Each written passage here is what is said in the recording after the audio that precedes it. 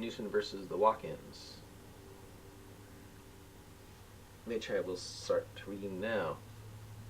I gotta back up a little bit because, yeah. This is from the book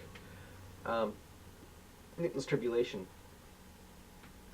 and this is part 3. This tape is part 3. Yeah. Newton versus the walk-ins, which I started writing in March.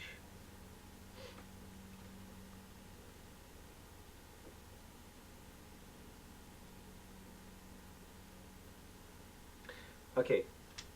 Newton was suddenly distracted at his amazement of the clone for making it to power when someone asked him. Newton was suddenly distracted at his amazement of the clone for making it to power when someone asked him, "What are you saying?" Newton looked at the lady who asked him that, and noticed that she had a computerized mark on her forehead. "Oh, just reciting some lines from Isaiah," when things began to get too hot for Newton.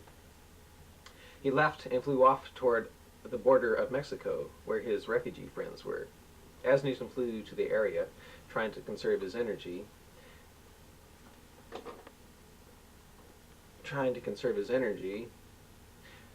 up on Mutania, the crew became frightened when they felt a cold, demonic-like presence as the space station in orbit began to probe them.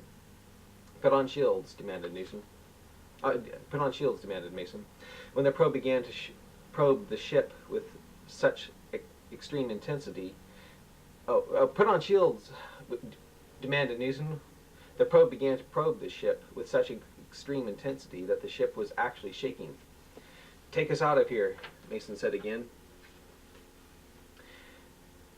And Britannia quickly began to leave the Earth's orbit.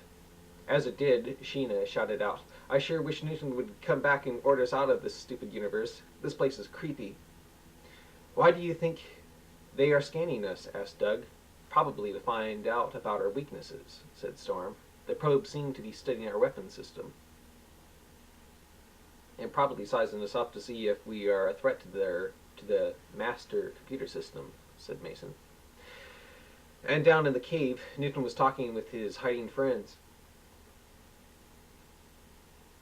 They all thought Newton was very special, and kept on thinking he was Jewish or something. When the sun went down, the group began telling Newton what they were going to do at the second coming.